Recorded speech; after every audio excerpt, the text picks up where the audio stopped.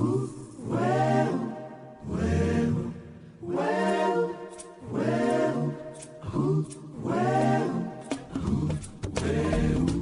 listeners, to Connect the Dots. I'm Alison Rose Levy, here with you every Wednesday at 10 a.m. Eastern Time on the Progressive Radio Network.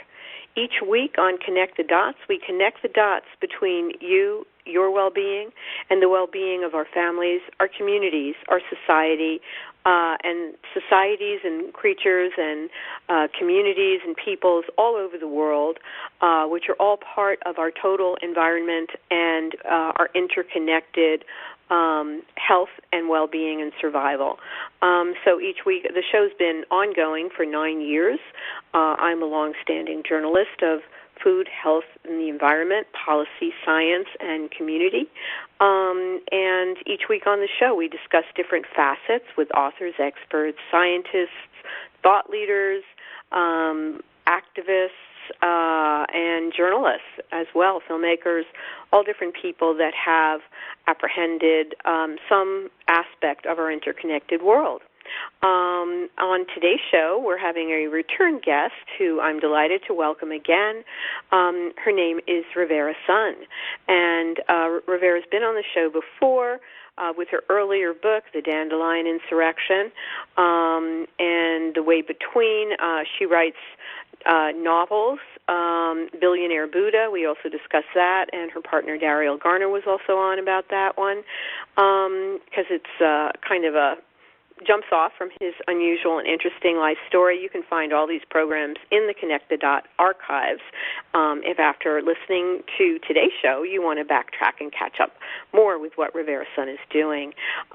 Rivera is a change maker, a cultural creative, a protest novelist, and an advocate for nonviolence and social justice. The author of the books that we've mentioned, her whole focus of her work is on making change with nonviolent action, and she has pioneered methods and written a guide about that is currently in use by activist groups across the country.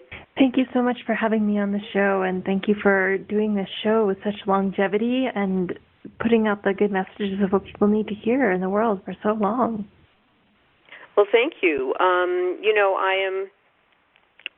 I'm a great believer that, we should be engaged, we should be involved, and, we do it for the sake of the collective and for our own caring about that, without knowing outcome.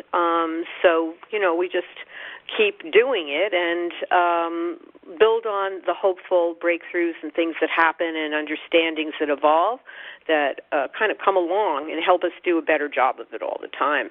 And so, the show is a resource for people to hear a lot of different approaches because as you and I had gotten into a discussion about on a Facebook thread recently, this is a very unique time that we're living in. Some people might say, oh, there are always upheavals in humankind and everything. But, the challenges, the downside risks, the upside opportunities of this time for an amazing breakthrough, are sometimes difficult to perceive. They may take something more of us than we even know we have to give, to manifest. And I think that, one of the increasingly important elements is, how do we approach this? How do we hold it? And what understandings and ways can be helpful in supporting our positive intentions for bringing about important shifts that really benefit everyone. So that's really what we're going to be discussing today, because that really centers very much the kind of work that you've been doing for quite some time. And I'm very interested to hear what you're observing now among people, and what you feel are helpful approaches and understandings at this juncture. Yeah. I really feel like we live in a time of great change, profound changes in our world, our environment, our societies, and in ourselves.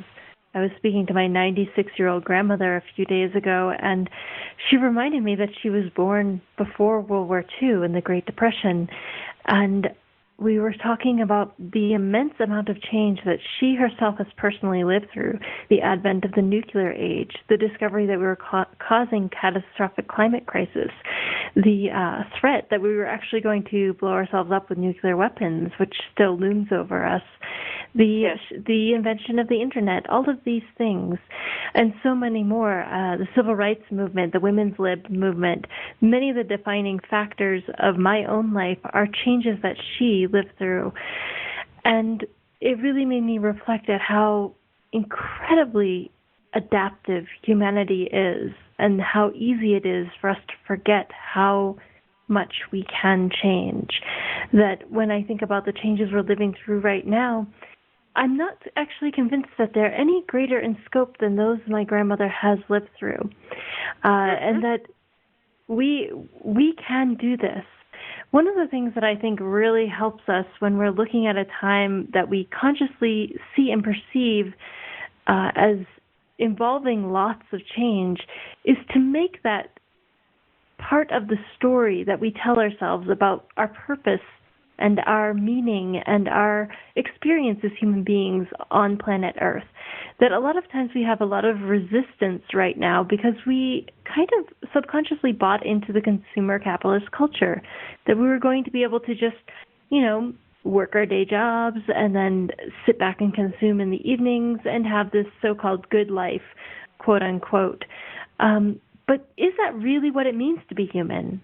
It certainly doesn't seem to be what it means to be human in these times, where so much of our time when we're not struggling to pay our bills is by necessity caught up in being part of movements for change, movements that are defending our rights, our existences, the beingness of our very identities, protecting our planet, making changes and challenges to these status quo systems that are very much built on domination and conquest coming out of hundreds of years, thousands of years really, of history.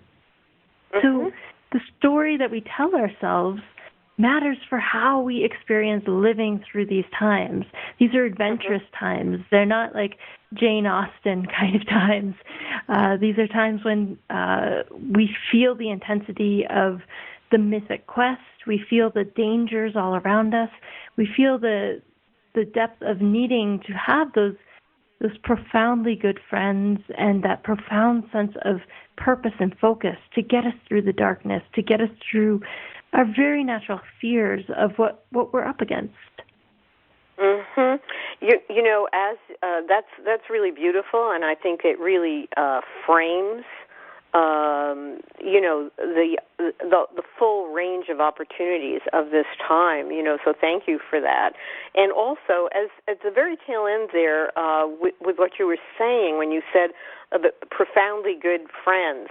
A photograph that I saw last night on Facebook came looming up into my mind's eye right when you said that, which was seeing the incredibly glowing faces of 4 people who are long-term activists, whom you and I both know.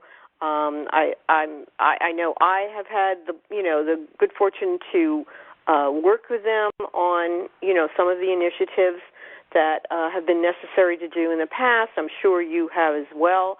And I'm speaking of Margaret Flowers and Kevin Zeese, who recently were part of a group who occupied the Venezuelan embassy in Washington, D.C., in an extraordinary act of courage that, basically preserved the integrity of the current Venezuelan government from a takeover by our own government here.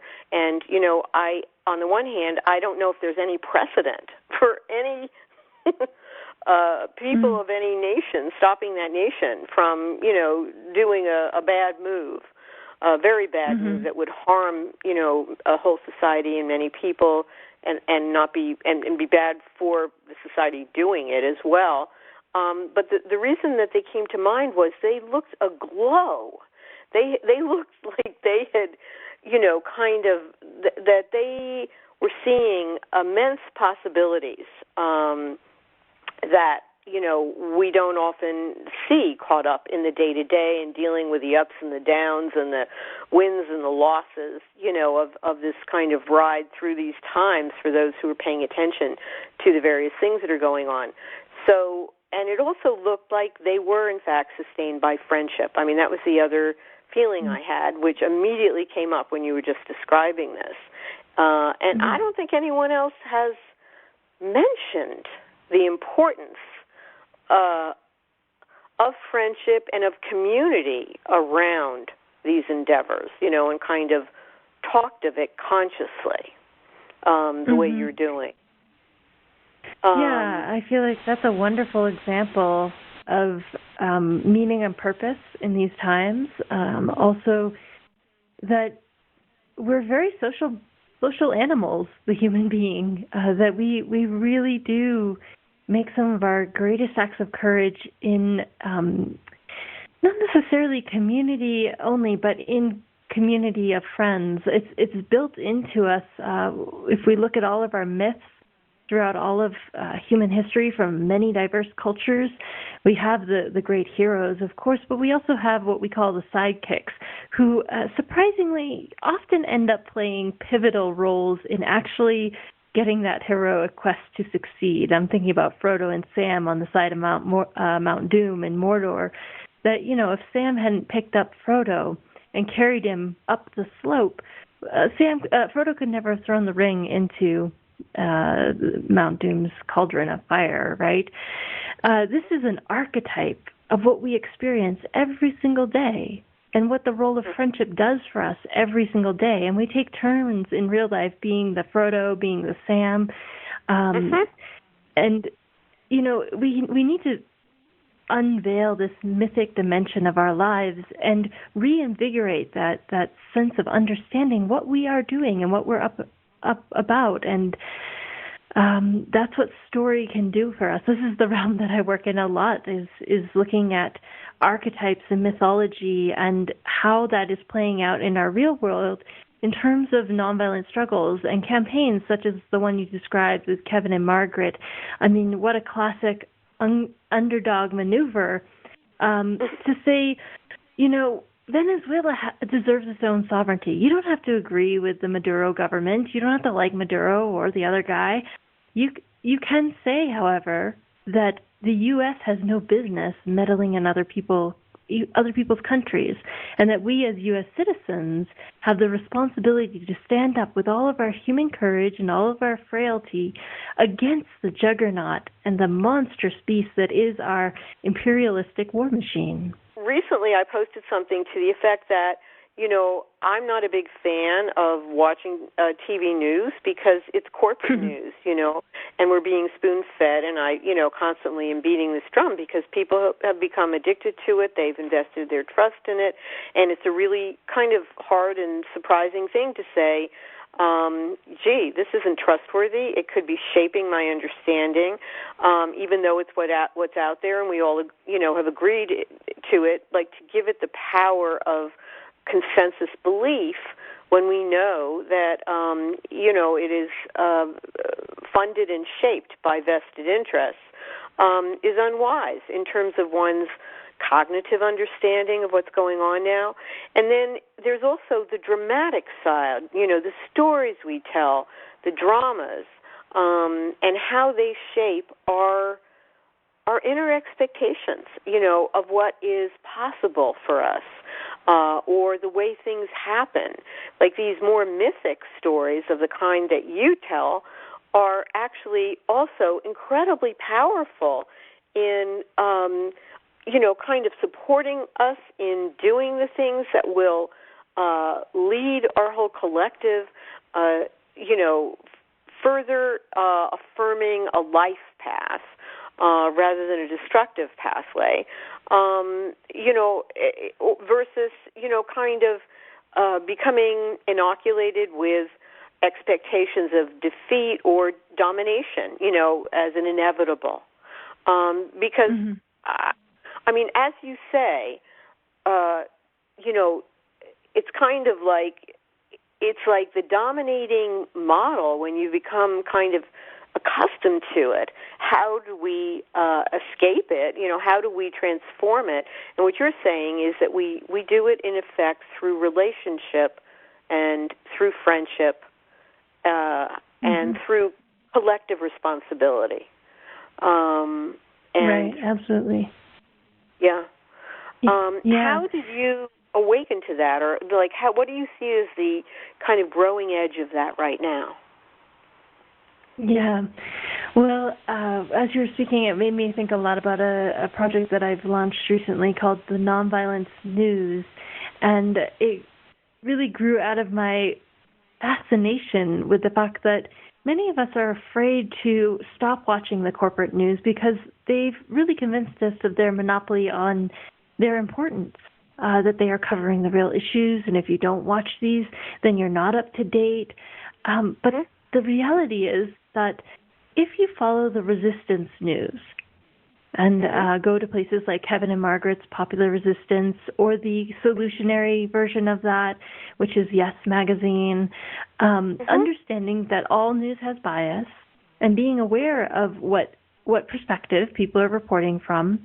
But if you follow the resistance news, you often get far more education on what the problem actually is, connected to the very life-affirming, very empowering bit of information that corporate media intentionally leaves out, which is what you can do about it and what people like you are doing about it. So years ago, I stopped following the news and on the corporate media sense and started paying attention to what activists were doing. And it completely changed my view of the world.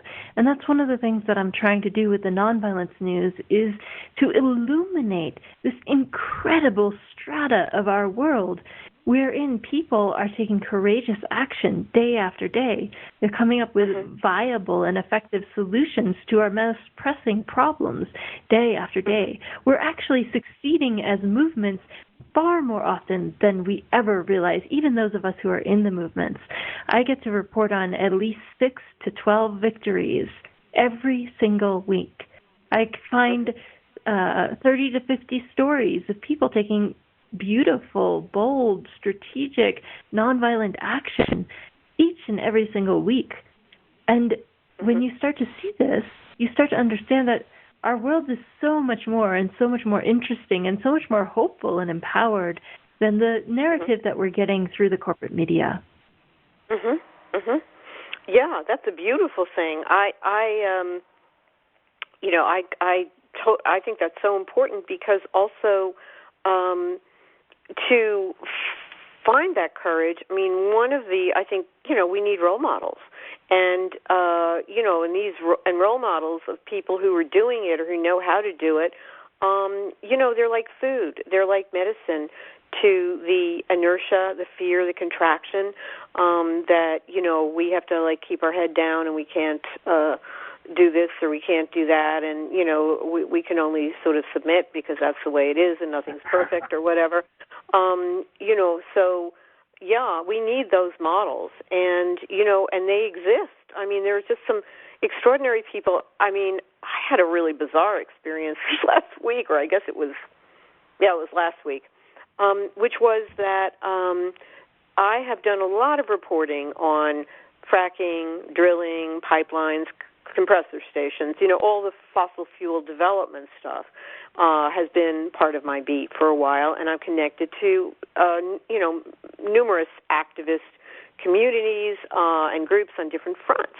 Well, but yet I'm reporting lately a great deal more on other things like food and agriculture, so I'm not just hawk watching over every single development in, my long-standing fossil fuel beat, and I'm not sometimes aware of stuff. So last week, and this is quite unusual for me, I spontaneously felt like fasting.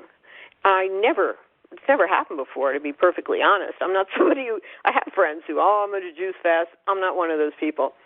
So, so I spontaneously began fasting, and then I learned that a group opposing a pipeline through New York Harbor of, colleagues and allies was actually doing a hunger strike in front of the governor's office. in opposition to this pipeline. And so then I thought, well, I've never heard of a virtual fast, but my body chose to fast simultaneous with this, so I'm going to continue with it. And I did. And then a couple of days in, I broke the fast because my body was like, ouch, I'm hungry, and, whatever you're drinking isn't doing it, and I now need to eat. So, I ate, and I found out that and I felt like, oh, that's so, I couldn't continue with the fast, whatever.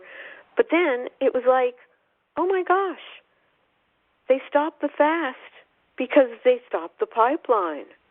And, we don't know if they have internally stopped it, but it's been put, the stop button was pushed, and their action, attained the stoppage, the delay, that gives more time to stop it altogether. It was a terrific victory, very uplifting. You might want to cover it in your thing. And the funny thing is that I bet you have. That was a major feat. And the odd thing was I found this way to participate even though I wasn't nearby to attend it at all. So it really, it's like somebody might kind of virtually participate in something and then following it get the courage to physically go and be present, or vice versa. You may have been at many marches. You can't go to this one, but you can participate through caring and keep going back and forth between, those doorways so that you can be paying attention and participating in different ways at different times and have a continuity of participation. So, that's we can't all be the frontline activists on every single struggle that we're up against. We have hundreds of struggles going on. But we can think about ways that we can be participant, either in support roles or in solidarity actions. One of the most important things that we need to take care of right now individually is actually to put our lives in alignment with our principles. And this takes work. It takes dedication and focus, and I'll say the word sacrifice, but every sacrifice comes with an opportunity, a gaining. So for me, that has to do with making choices around trying to support local food and not flying all over the country to do too many speaking gigs, whereas that opens up opportunities to do radio shows or to do Skype and online conferences. That every time we give up a practice that's rooted in a culture and a civilization and a way of life that we know we must transform, we get an opportunity to step into the very world that we're dreaming of creating. And that, to me, is a very mystical process. It's very mythic. It's very profound. It's something that we have to remember that humans have been doing for all of our existence, that what we're being asked to do is not outside our scope of possibility. I really love that story about your fasting and the mythicness of that one of the things we're having to do right now is to reintegrate the intuitive, the mythic, the spiritual, not just the religious, all the parts of being human that were discounted by the colonization and the conquest and the evolution of capitalism throughout our world, that really taught us to value certain parts of our being. And I should throw patriarchy and hierarchy into that list as well. So those patterns taught us to value certain parts of our human beingness and to devalue others. But we're finding that we've gone too far in that direction, and we need to rebalance. Otherwise, we're simply not going to have a chance to be human on this planet much longer. I think that's very real, and I concur. In the same, I have deeper and long ago roots in, the mythic and mystical side of things, which, for many years as a reporter in a male-dominated profession, which is what journalism is, I put that aside in order to use my left side of my brain and convey cognitive understandings, to be clear, to be credible, to be verifiable, and all of those things that journalism demands. And I also did it so that women would not feel that we are sort of stranded in the feeling and the intuitive and the caring, and without a voice, and that we had no bridge and no way to participate in the social decision making and critical policies of our society in a way that would favor a healthier, more caring world, but that we were kind of cut out of that because we had not developed these more left-brained, kind of attributes. And so I kind of was like, okay, I have them. I've had the education to have them. I'll be a bridge for that. But what I've been feeling lately and doing also more of for the last year or two is really, if we're just having what is essentially a sort of clever, intelligent, left-brained, and more masculine discourse, except, if we're talking about Me Too or something like that, then it's really we haven't really integrated, our full selves into the whole conversation. And I don't think, I really feel strongly that those fuller aspects of ourselves are really a resource, a sustenance, and connect us to others in a way that makes these struggles and the challenges that we face more doable because we are doing them together. I think a lot of, the reason why people feel like, well, I can't change this and I can't change that, and is because, we have constructed these very isolated individual lives of survival and, success, survival, or failure. That's how our society has scoped all of that thing out. And so then the idea that I could participate in social change means that I somehow have to do it and I can't change everything at once, But if you realize it's a communal thing and we help each other do it and we do it, we make progress with that, then it's less intimidating. Yes. And more doable. This is one of the major story patterns that is rapidly and beautifully shifting right now. And an author who writes very eloquently about this is Sharon Blackie in her two books, actually, If Women Rose Rooted and The Enchanted Life. And she speaks about the hero quest mythologies and research of Joseph Campbell. And says that the one adaptation that she feels that we can add to that beautiful layout that he does is to understand the hero's journey as a collective journey. That rather than thinking of Odysseus on his own or Frodo on his own, to understand that there is a whole archetype of collective work together, that we solve our problems. And this is something that I drew on. I have a new book coming out called The Lost Heir, which is it's written for all ages, but it also is written with the younger generations in mind, knowing that they need these kind of powerful stories that we've been talking about. And in the book, a young Shiro, a young girl, discovers that to change and transform the injustice, the grave injustice that she sees before her of exploited labor and environmental destruction, she needs to work with others, that she herself cannot do it on her own, that she needs to gather her friends and build relationships and speak with those who need to make a shift in their world.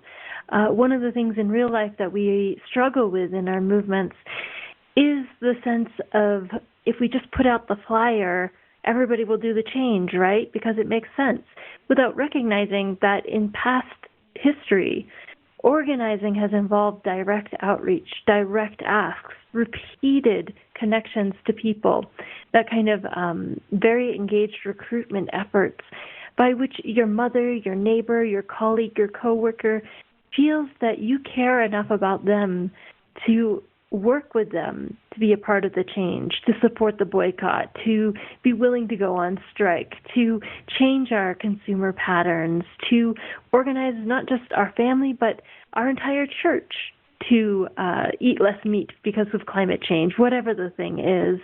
That this idea of shifting from our lonely struggle, which is very much an idea that was developed to support, particularly in recent years, the idea of consumerism. There's a direct relationship between the idea that we all need our own TV and computer and refrigerator and toaster in order to atomize the family and get us to buy more. So we have to deconstruct that because we know our levels of consumerism are not going to work. Not going to work for ourselves, our economies, our planet. And we need to come up with a different model, and we can. And this model is rooted in collective work, in sharing, in communities, in having tool libraries instead of our own woodsheds full of, all the same wrenches and screwdrivers and machinery, in being willing and able to ride share, all these sorts of things that help us use our human capacity to build community, to take care of our community and take care of our needs. And this goes everywhere from your family and your neighborhood all the way up to our global society. Yeah, that's really terrific. That's really amazing. It's one of the things that has always kind of jumped out at me as a phrase is, on blogs or in other places where, there's somebody who is engaging and has the wherewithal to engage in, a kind of very high degree of conspicuous consumption or luxury, or, to the point of, some, just in the same way that, corporate CEOs are paid like hundreds of millions of dollars, for something. Then you also, have people who are indulging in some incredibly bizarre vanity, like, for example, the recent metropolitan benefit that they have every year, where it looked like something out of Roman times, with all of these celebrities dressed in these very costly and bizarre, to my eye, outfits, various kinds, vying for attention, and it's like all the resources that went to that,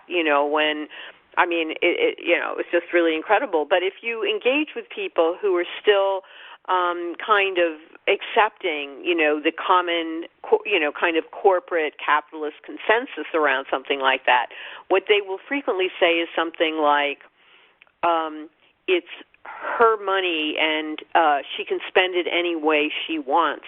And so this actually, this is an example of what you're talking about. It's like a value that's been embedded, and once someone says that, conversation closed. Oh yes, we've all agreed to that.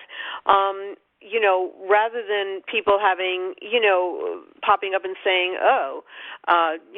please donate it instead to affordable housing in San Francisco where there's a crisis going on, or, no,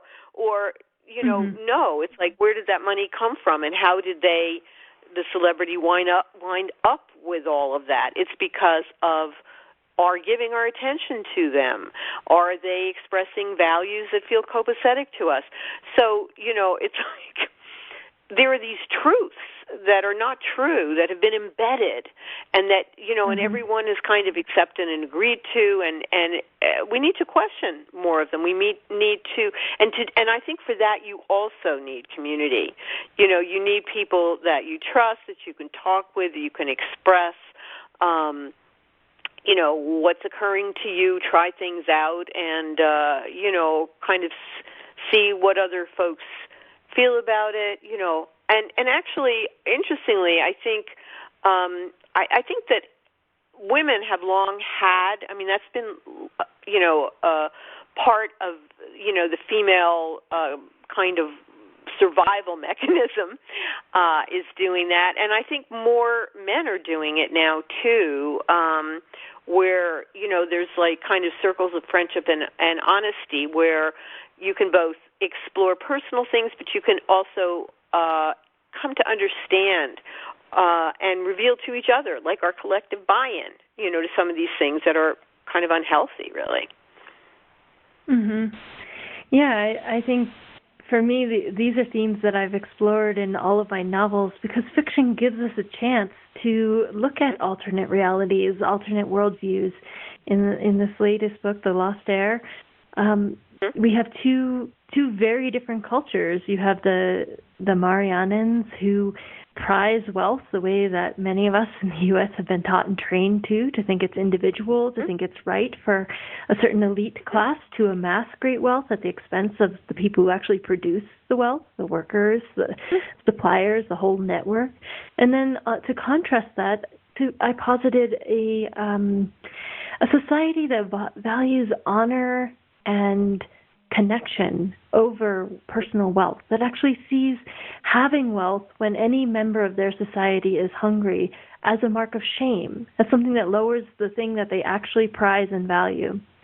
And it's only when we run up against concepts like this you can find them in history, you can find them in fiction, you can find them sometimes in movies.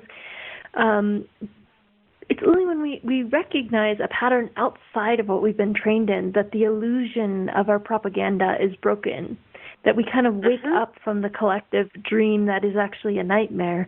And we start to realize that, wow, if we want to change this, we need to do it daily, every moment of our existence. We need to it's like an old-fashioned switchboard. You have to literally unplug the neural networks that have been plugged into those old patterns and rewire them to a different way of being in the world. And it is not easy. That's why your comment about community is spot on. We need that community to help us make this shift, to reinforce the validity of making these shifts, to have it sound reasonable, just the same way that our sociopathic behaviors of amassing concentrated wealth to the detriment of the well-being of our actual society has been normalized in our society. We need to denormalize that and normalize the kind of values which we espouse, the very things such as equality for all, justice for all, that we love our people and our country. If we loved our people and our country, we would not allow homelessness to continue. We would not allow our healthcare system to continue.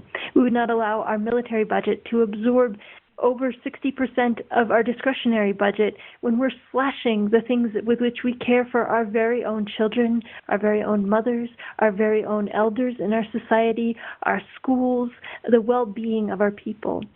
These are why stories matter so much. If we want to change our real world, we have to work with our stories by which we construct the architecture of this immense structural problem that we're up against, and systems and structures that we are up against.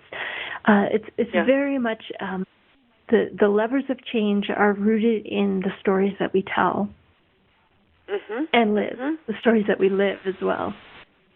Yeah, that is really true. It's funny because there's been this whole thing of the past, the New Age concept of I can create my own reality, through my beliefs or whatever. But even the big problem with that was that even as people were declaring that, they were actually pouring their intentions into the same old cups of material success and fame for the individual, of my company or my idea will whatever take over the world, and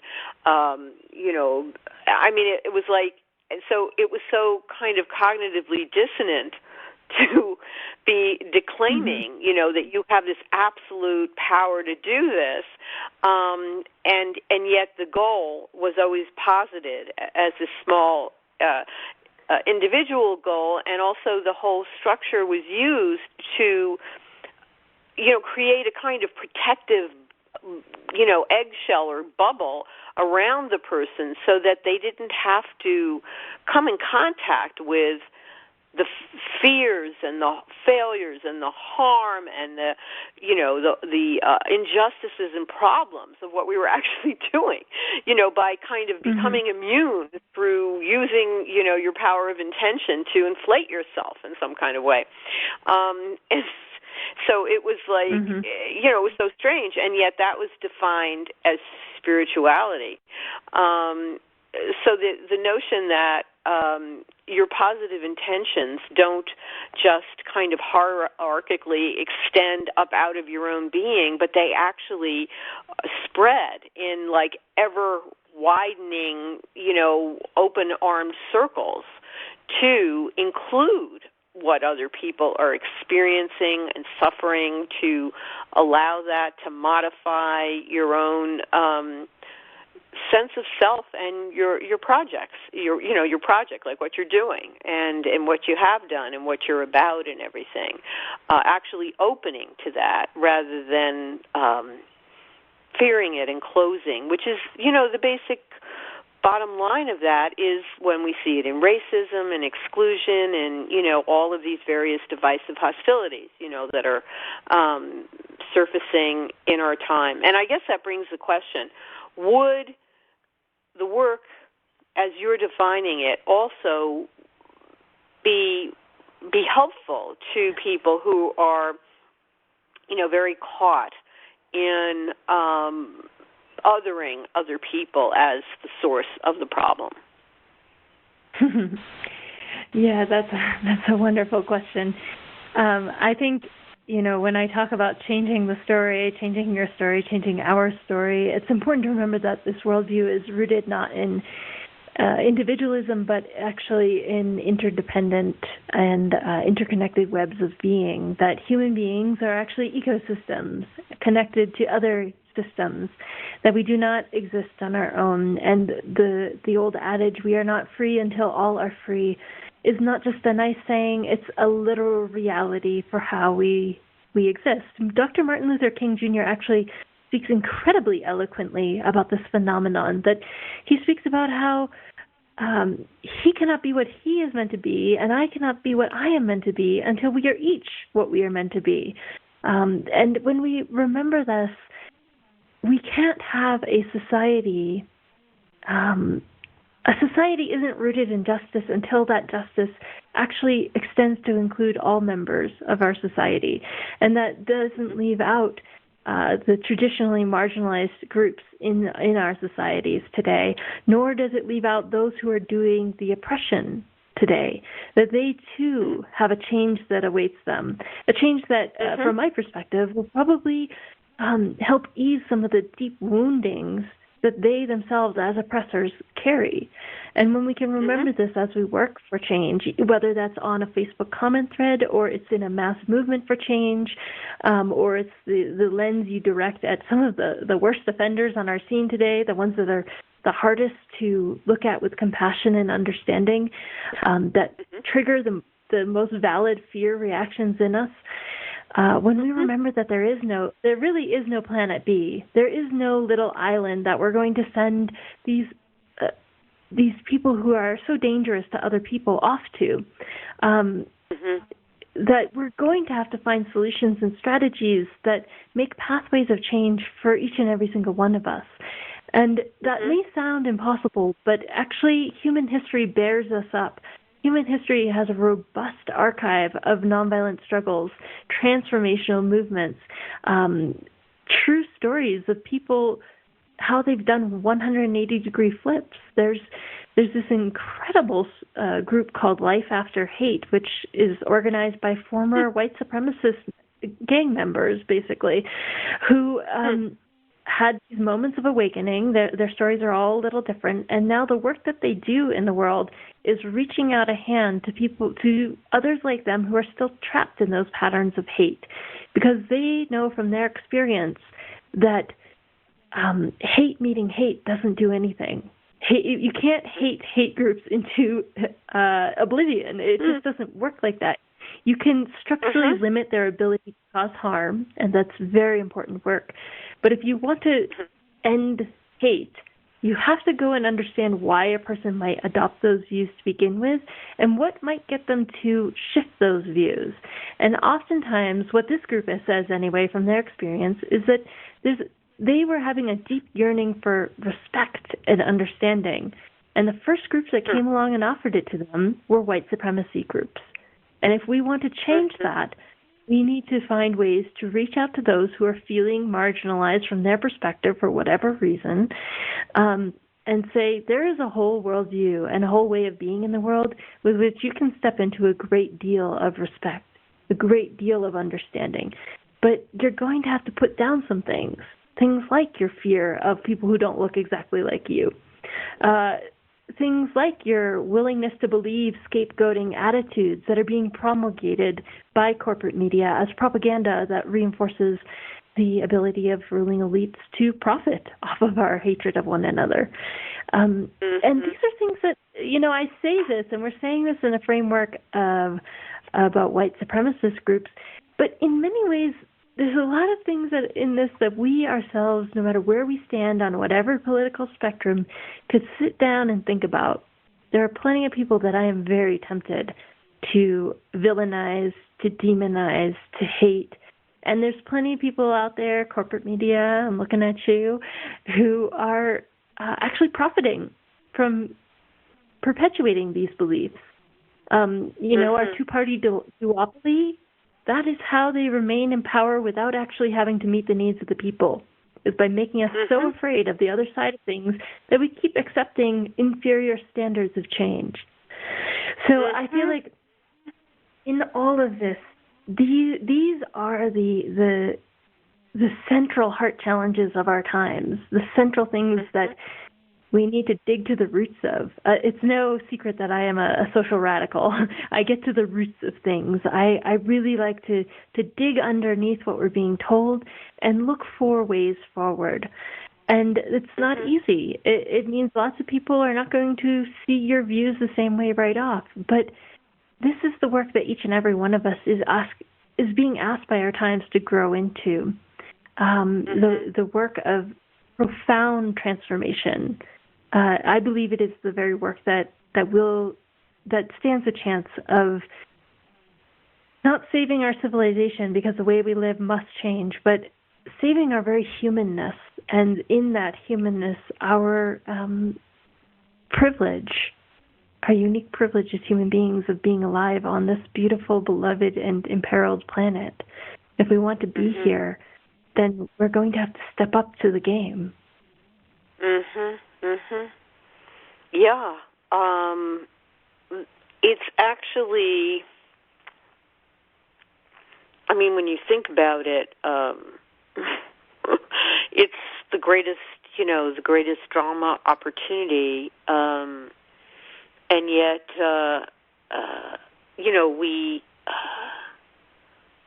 we've become kind of neurologically sedated to, kind of follow along with the program. And yet, making that kind of shift is calling forth the best in us, if we can answer that call, It's this is why those stories really matter so much, like Game of Thrones is so popular right now. And there are archetypes in that really we can draw upon, but to dig deeper than what's at surface value, and to look for stories that not only call out the problems that we're facing, but also embody the solutions and the kind of characters we're hoping to grow into. This is the work that I do in all of my novels, because I see it as being so essential. Each and every one of us can look back to our young years and find one or two characters out of books or movies that kind of haunted us in a role model way. For me, it was the woman warrior. I'm 36 years old, and I grew up in the time when that was feminism, is to put a sword into a woman's hand and have her go off and, be as good as the guys.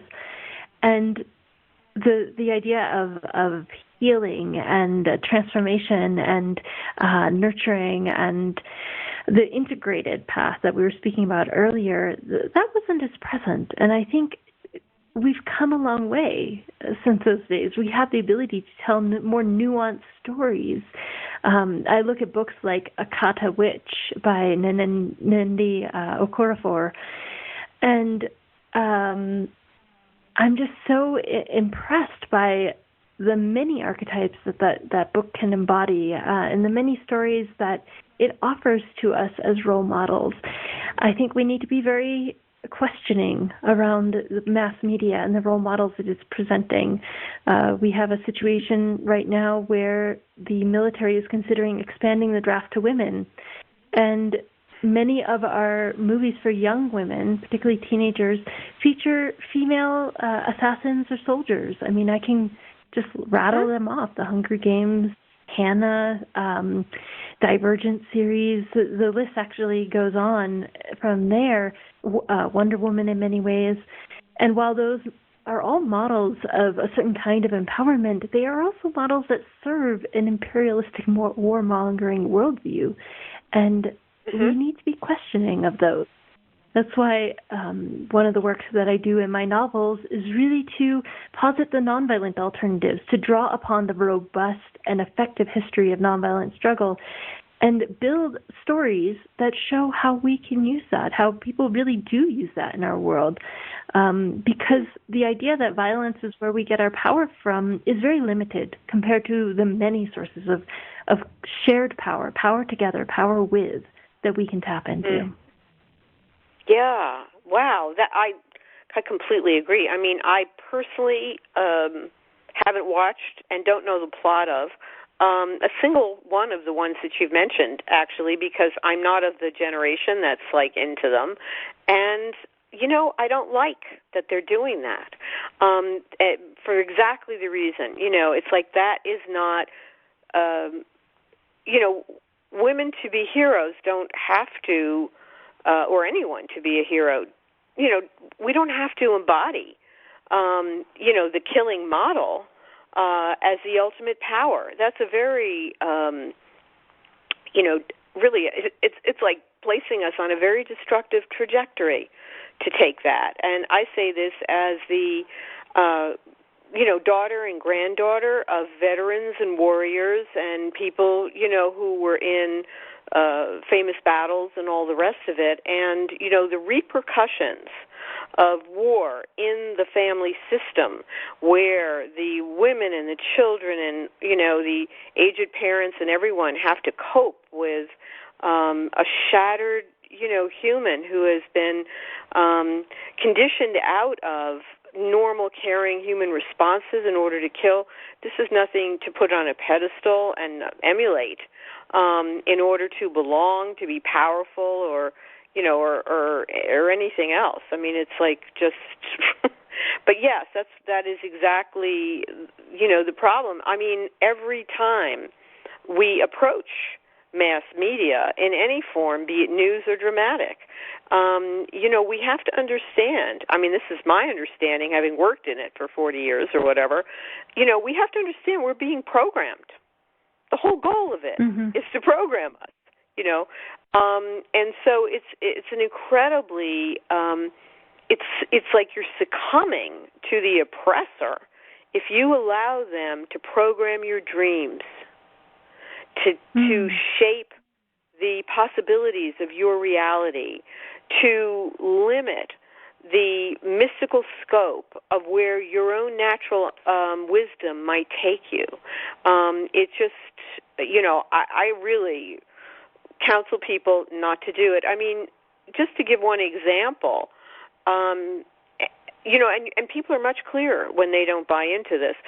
I have a kind of young person in my community, a young man, and he, is into all the war and the fighting videos and games and all of that kind of stuff. And, I worry about it. What is that setting him up for? It's inoculating feeling. It sets him up to be a killer and to be dissociated and, in effect, sociopathic. That's not his natural tendency. That's not who he is. So, I was looking for every way possible to interrupt that, and, kind of take him out of that and take him into other spaces. And it's really interesting because through doing that, this silent person that was like just invested in these games began becoming visible as a kind of change maker personality, as a creative. There's so much more inside him that to be liberated from that path. And I believe that is true of everybody and true of all of us. And but we also need, I think, the voices of elders and wise people, kind of telling stories as you were doing, and also saying, with the weight of a kind of caring moral authority, this is not what we do as people, And part of the denigration of the feminine is also denigrating that voice, So, we need those voices, and we need to be connecting to give the kinds of teachings that you are giving, and that, I'm giving, and the guests on the show are giving. We all have that to give, whether through creative works or in families or in community. And,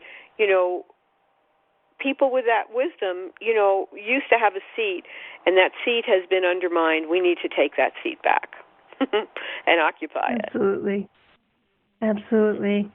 I think of that for my sister's children. One of them is a young girl, and thinking about the stories that she's going to grow into that have been put out by our mass media is really what inspired me, as you did with your young friend, to do an intervention and to suggest a different story. Me, quite literally, with the novel series, The Lost Heir, and The Way Between is the other one in that series right now. But you, in terms of taking a young person by the hand almost and saying, I want to know more about you. I want to know more about who you are and who your potential is, because what you're being told that you can be is not, as the slogan goes, be all you can be. There's so much more in there. And it is people like us and people like your listeners who really are the ones who are going to make that change, who are going to say, wait a minute, what is this nightmare that we're living? How can we wake up, and how can we start to make that change using all of our human beauty and power and strength? That's right. Well, we're coming to at the end of our show. I'm sorry for the conversation to end, because it's such a wonderful conversation that you and your work have opened up. It's really a wonderful and such an important conversation, and such an important avenue. That's really a resource avenue, and we need that. We need that, and this is a really beautiful one, and I really deeply appreciate it. So thank you, and thank you for coming on the show again. We won't wait so long to have you on again. I've loved talking with you and hearing from you, and then there's a book that you're about to bring forth right as we speak. It's launching, and where will people be able to find The Lost Heir? Yes, absolutely. That's a funny phrase, finding the lost heir, but you can do that. It is available on all the major online bookstores. You can special order it through your local bookstore if that's your persuasion. You like to support them. If you like to support independent authors, such as I am, my books come into the world through a whole community of people, and you can find them on my website, www.riverasun.com. That's also where you can sign up for the free e-newsletter of Nonviolence News, if that part of our conversation today intrigued you. And I would just say that, as someone who, I say I'm an independent author, but then I always like to joke that I'm an interdependent author, and that people find out about my books through people like you, Alison, and people who are willing to go talk to parents and teachers in schools, who connect with radio shows and reviewers. It really does take that whole village to make sure the messages of peace and nonviolence and a diversely and multi-pronged sort of embodied feminism gets out into the world and to our young people's hands. So the more the merrier as far as finding out and talking about these books go. Thank you so much for being a part of that and for this incredible conversation that is so profound and meaningful as we all navigate this time of change. Yeah, definitely. And it's kind of funny, because what this conversation has a lot of the characteristics of friendship, and I always like to have that wherever it shows up, honestly, almost anywhere. But it's like being a true friend, and finding true friends, and participating in that in a way that is also nourishing, the ongoing human community here on Earth, as part of the focus. And I think it actually deepens friendships when that's something we share. So, we're having trouble getting off the air. So thank you also, listeners, for being here with us today on Connect the Dots. We've been talking with Rivera Sun. It's been a total pleasure. I can't wait to read The Lost Heir and track with all that you're doing. And thank you for being on Connect the Dots. And thank you, listeners, for being with us today. We will be back next Wednesday at 10 a.m. Eastern Time on the Progressive Radio Network. And, stand tall, keep marching forward with all our friends and all our relations.